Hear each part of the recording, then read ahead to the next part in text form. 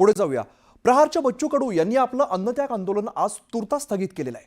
गेल्या 7 दिवसांपासून बच्चू कडू यांचं अमरावतीमध्ये मोझरीमध्ये हे आंदोलन सुरू होतं. मात्र आंदोलन स्थगित करत असताना बच्चू कडू यांनी सरकारला 2 ऑक्टोबर म्हणजे गांधी जयंतीपर्यंतचा अल्टिमेटम दिलाय. 2 ऑक्टोबरपर्यंत सरकारने शेतकऱ्यांच्या कर्जमाफीसाठीची तारीख सांगावी, नाहीतर मंत्रालयात धडक देणार असा इशारा कडूंनी दिलाय. तर 8 दिवसात सक्तीची कर्ज वसुली थांबवा, सक्तीची वसुली कराल तर झाडाला बांधून ठोकून काढू असा दम सुद्धा कडूंनी दिलेला आहे. काल महसूल मंत्री चंद्रशेखर बावनकुळे यांनी बच्चू कडूंची भेट घेत अन्नत्याग आंदोलन मागे घेण्याची विनंती केलेली होती. आज शिवसेनेचे मंत्री उदय सामंत यांनी बच्चू कडू यांची भेट घेत सरकारकडून बच्चू कडूंना आश्वासन देण्यात आलेलं आहे.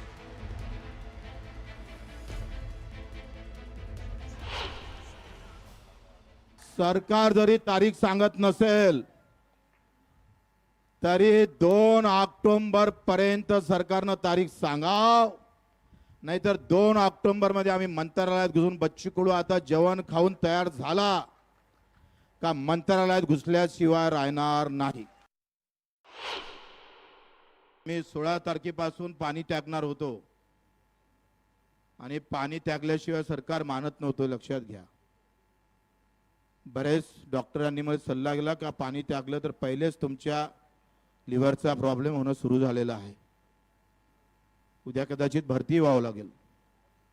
आणि अशा वेळेस सगळ्या गोष्टी पाहून आपण तूर्त हे आंदोलन मागे घेऊन 2 ऑक्टोबरला याची पुन्हा सुरुवात करू जमदारपणे, ताकदने. सगळ्याची तयारी आहे ना? उदयजी, तुम्ही आले आणि उपोषण सुटलं. बावनकुळे साहेब, राठोडजी, सगळ्यांचा आभार तर मानतोच, पण जर तुम्ही आमचा विश्वासघात केला तर आम्ही तुमच्याच घरासमोर आंदोलन सुरू करू. उद्याचा चक्काजाम स्थगित झालेला आहे. आता सगळी ऊर्जा 2 ऑक्टोबरला लावायची आहे. ज्या बैठका लावायच्या त्या देखील तातडीनं लवकरात लवकर कशा लावता येतील यासाठी आम्ही काम करू. मुख्यमंत्री महोदयांच्या समवेत देखील एक बैठक करायची आहे. बँकांचे जे काही प्रश्न आहेत त्या संदर्भात देखील बैठक करायची आहे. एक समिती नेमायची आहे. समितीचा अहवाल आल्यानंतर निर्णय घ्यायचा आहे. या सगळ्या गोष्टी लवकरात लवकर कशा होतील यासाठी आमच्या सगळ्यांचा प्रयत्न राहील. परंतु बच्चू भाऊंनी आमच्या सगळ्यांच्या विनंतीला मान दिला, मुख्यमंत्री महोदयांच्या विनंतीला मान दिला, दोन्ही उपमुख्यमंत्र्यांच्या विनंतीला मान दिला. त्याबद्दल त्यांचे मी आभार मानतो. आणि कुठच्याही परिस्थितीमध्ये त्यांनी ज्या केलेल्या मागण्या आहेत त्याचा पाठपुरावा शासन म्हणून आम्ही सगळे करू.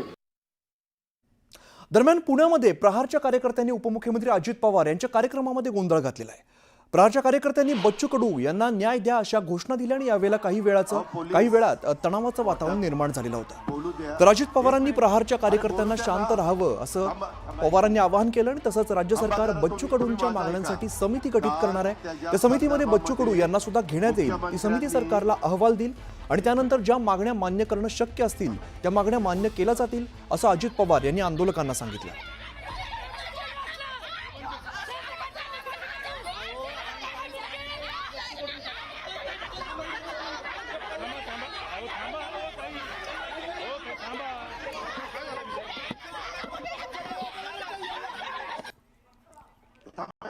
हे बोलू दे ना.